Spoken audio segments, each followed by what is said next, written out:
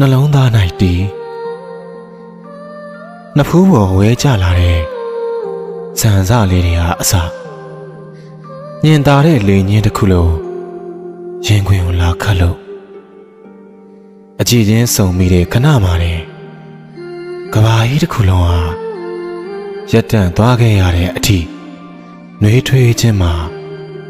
အဆုံးမဲ့နင်မျောရပါတယ်ရီမောလိုက်တိုင်း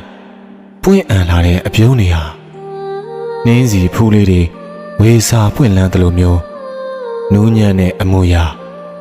တည်ငြိမ်တဲ့ဟန်ပန်မှာဆွဲလန်းခြင်းတွေအစီအီတိုးဝင်မိပေါ်မင်းအပြုံးမှာပဲ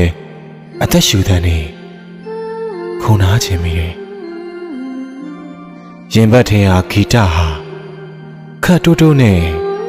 ခါခါရရမျက်နှိုးချင်းအမှုပညာကိုဖွဲ့တည်တယ်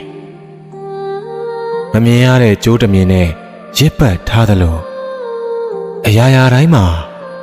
တကူစာနေရာယူထားတယ်မင်းရဲ့ကဘာငယ်လေးထဲမှာအမြဲတမ်းရှိနေပါရစေနှလုံးသားရဲ့အနက်ရှိုင်းဆုံးအခန်းလေးထဲနမဲတစ်ခုကိုထွင်းထုစိုက်ပျိုးထားမိတာຫນွေဦးရဲ့အလင်းတန်းလိုနှွေးထွေးလွန်းသူရဲ့အမြဲတမ်းအတွက်ပဲဒါဝရကိုပုံအပ်ပါတယ်မင်းလေးဟာခုဘဝရဲ့နောက်ဆုံးသောခိုးလုံရပါ